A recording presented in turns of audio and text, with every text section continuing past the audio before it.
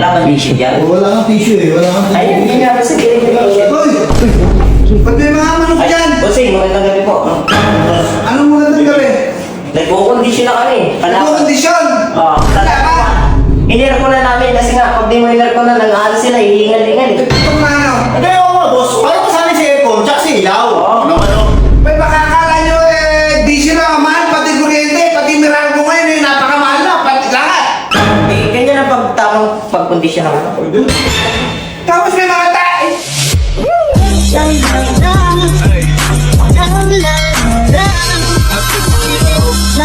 Yun guys, kinokondisyon na natin ang mga panglaban natin. Okay, Brownie? Kailangan makabawi tayo. Kumain tayo. Siyempre, ayan o, pang champion ulit yan mga ka-6'9". Ayan, mga ka-6'9, ni-airconan po namin. Kinokondisyon po namin yan ngayon dito sa bahay ni Bossing. Eh, wala si Bossing dito din. Pina-airconan po namin yung mga manok. Ne, nandiyan ka pala. Uy, pasuyo nga ako, videoan mo ako. Ipiplex ko lang tong mga manok na kinokondisyon namin ni Kuya. Kinokondisyon namin ni Kuya Brownie. Malakihan ang pusta kasi. Pasuyo ako. Ano pa kasi, tingnan mo yung ginagawa mo. Ayan mga ka-6'9". Ayan po yung mga kinokondisyon po na namin ni Kuya Brownie. Ito yung tinatawag na white kelso. White Kenzo.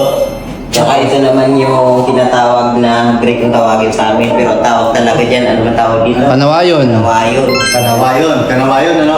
Sa Tagalog, kanawayon. Ito, ano tawag dito? Yung... Yan nga, parang sa amin yung white kelso. White Kenzo. Kaya palaban namin sa 31 mga kasig na inabangan nyo. Inukondisyon po namin pinapailaw at saka pinapa-airconan. Ba't ba naka-aircon? Padaig pa yung mga tao nito. Kasi meron kasing sabungan ng aircon. Eh, paano masanay sila sa lamay? Ang ganun ba yun? Yung mga big time kasi yung mga sinasabuhan namin kaya Diba? mga Mga kasig big na time yun. eh. Ba't tingin nyo ba hindi magagalit si Bossing dito? Pinagtatayan yung tambahay natin, oh. Dami tayo. Ba't magagalit yung mga... Galit, di naman magalit. Pumupos na sa manok ko yun, paano magalit? Kasi alam Pupusta pa yun eh. Pupusta pa yun doon. Sa 169. Eh, magaling ako mag-condition Ito, eh. ito kanina kay Kuya Benji, dinampot yung ipot, kinain. ano ang kulit kayo? Yung ipot ang dami yun. Ang mahal ng kuryente ngayon, pinagkukuryente nyo yung manok. Wala yun.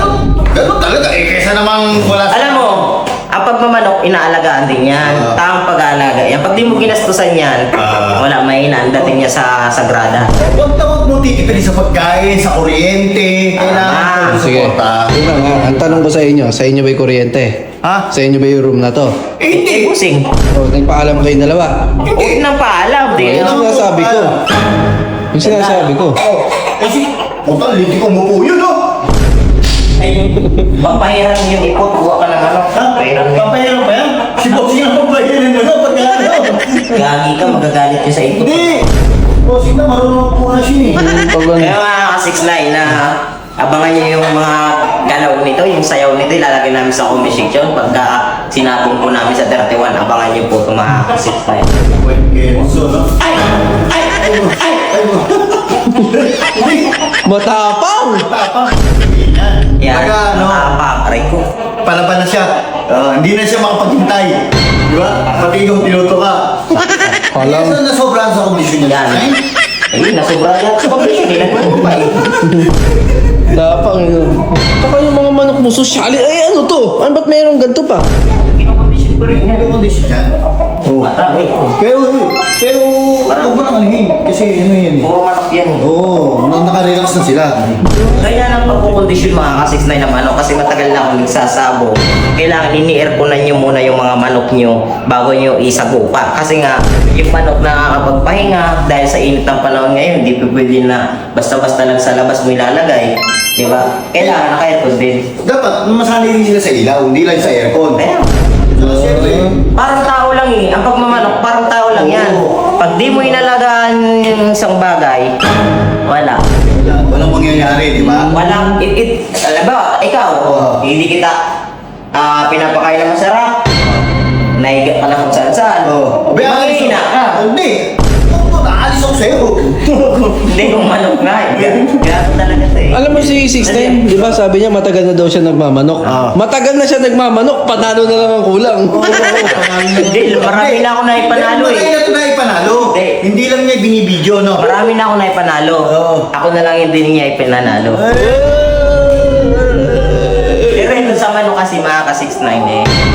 Dami marami nagsasabi na sugal daw to, wala daw yung mayaman dito. Actually guys, totoo yun. Hindi yun. Dating nakakotse, ngayon nakabike na lang. Actually guys, depende. Huwag nyo gawin yung negosyo, huwag yung gawin sugal. Ang pagmamanok balanse. Yun, oh. Yan, yun lang ang masasabi ko sa mga nag-uumpisa magmanok. At saka marami pa kayong matututunan. At marami din kayong pagkakamali na pagdadaanan. Yun, oh. Parang si B-Boy Enriquez. Para si B. Hindi, alam mo, lahat tayo may kanya-kanyang opinion, bawat tao. May kanya-kanya tayong turo. Kasi lahat tayo nanggaling saan? Sa baba. Oo. Lahat tayo nanggaling sa mali. Bago tayo natuto. Yun, oh. Di ba? Di ba, bago ka tumama, dadaan ka muna sa mali. Ganun yun. Oo. Si Kuya Brown eh. Ano? May asawa na. Pagdating din, may asawa rin. Meron sa Paranaque, pero hindi sa Bulacan. Hindi ko lang baka maniwala yung asawa ni Kuya Brown. Ito biruan lang po namin, pero totoo yun. Hindi. Sa mga kasiklay na abangan nyo na lang to sa sabong namin na ito, ino-condition po namin. Ayan, no? Lalagay namin yung galaw nila sa conversation. Di ba? Kaya abangan yan, malaking parada yan, malaking parada namin yung design. Pati Yeah. kapitbahay namin, pinusta na namin. Pero kuha ka nga ng tissue, alisin natin yung ipot, kailangan inaalis. Oh, yung ipot. Kailangan malinis din yung ano yan. Baka matapakan kasi ipot, no? Anak ka ng tissue doon. Wala ka tissue yan. Wala kang tissue eh, wala kang Ay, hindi nga sa gilid yung tissue. Hoy! Uy, God. May mga manok dyan! Bossing, magandang gabi po. Anong magandang gabi? Nagpo-condition na kami. Ano kondisyon? Sa Tama!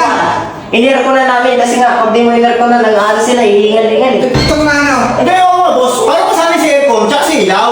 Naman, oh. Eh, baka akala nyo diesel lang ang mahal, pati kuryente, pati Meralco ngayon napakamahal na, pati lahat.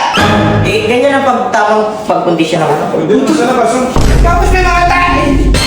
Eh, Kaya hindi. hindi, alisin naman eh. Oo. Di, saglit namin mga isang oras lang ino-condition lang namin sa Eh, talaga inyo. pala ito eh. Pinasan ko na kayo, hindi pa nga nabubuhay eh. Pinabayaran mo niya, bro. Tapos ginawa niyo pang... Eh, di, ilalaban na kasi yan, boss eh. Bakit gusto mo sumama? Eh, kung isama ko kayo dalawa, sa ko kayo dalawa kayo. Ano ba guys? Ilabas niyo yan. Hindi naman dyan. Bigyan ko kay Ramdad, tanggapan ng bisita, lalagyan niyo ng mga manok. Eh, kinukondisyon na, ilalaban na, oh. Pinagdiwa na, oh. Kung kayo dalawa kayo, magsabungay mo Pumupusta tapos ka naman dito ah. Eh, ba't nga pwede mo nandun sa labas ah? Eh, di ba, may init nga doon, may init. Eh, dito aircon para masanay sa ilaw. Di ba, Kaya ito paano may babayad ilaw. ng kuryente? Kaya na babayad ng kuryente? sinasabi ko. Nanalo. Mag-aambag pag nanalo. Kaya na babayad ng kuryente? Ikaw, kasi ikaw ang boss. O ako naman pala. May aircon pa rin pinapanood yung mga TV mo. Tapos ka. Eh, di ba, sasakon yung ini? Gabutar siya. Ako, si tinitraining namin yung mga manok na yan. Papalaki sa 31. Kaya na naman kinalaman ko nun. Ikaw naman pala. Wala ka talagang alam sa pagmamanok, tas lakas ng loob mo magmanok. Ilalaban ko ito na nagtanaw ba ito? Kaya nga eh, kinokondisyon eh. Eh, pinakain na ng saging yan eh. Eh, hindi nga tumitigas eh. Patigin mo kaya. Sige, mukha mo. Talentado kayong dalawa. Papato ka na naman. Binasag nyo na to. Tapos pati yung manok papasok nyo pa dyan sa loob. Bayaran mo muna kaya, 6 Tatawan pa kayong dalawa eh. Pag-uumpugin ko kayong dalawa eh. Ilabas nyo yung manok din eh. Labas nyo. Manunod ako yung puro manok ang Wala na eh, isang oras na Kaya, eh. konti na lang. Ako nga, di na ko nagpapailaw eh. Kayo doon pa sa loob, naka-aircon pa.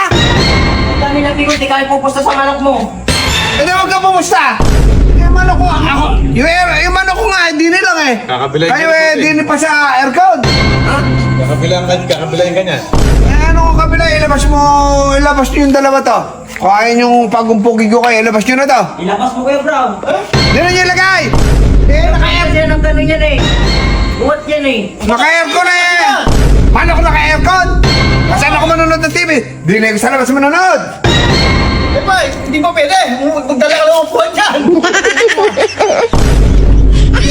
Tanto ka. Nagdala ka doon umubuhan sa labas. Pag-uumpugin nyo kayo ni 6 na kayong dalawa ha. Yung isang gabi, binasag nyo na to. Ngayon naman, lalagyan nyo pa ng manok. Pag meron pang may kortina doon, ano ba yun? Ba, doon sa gilid. Ayan ang papahinga, huwag ka maingay. Na-istorbo yung may stress yan. Tado kayo. Tanggalin nyo na to. Natutulog na yun eh. Tanggalin nyo na nga. Pinapahinga nga yan eh. Kaya, kaunti oras na lang. Wali, labas mo na yan. Labas mo na yan. Wag Kuya Paul. Kuya Paul, saan ako manunod? Gago ba kayo? Ini-air ko na nga yung manok eh. O, Kami nga na manok ko, dito ko nga lang pinapailawan eh. Yung manok nyo, dito pa sa loob, naka-aircon pa. Sobra naman yan. Ay, ka, Brani. Lalapit kayong dalawa, hindi? Ay, hindi na. Okay, ilabas yung mga manok. Bitawan mo ako, lalapit na ako ko nga yan eh. Wala yung mga manok na eh. Ay, labas na. Tatawa-tawa eh, sisipahin ko eh.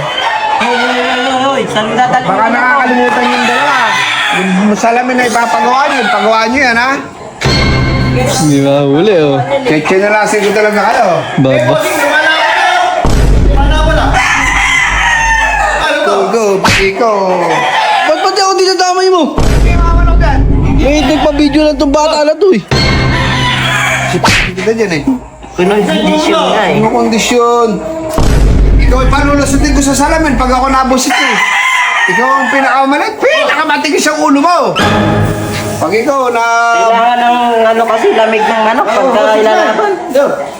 Giginitan ko leg mo para hindi ikaw lumamig eh. At tapang mo naman busing. Natukoy ko talaga.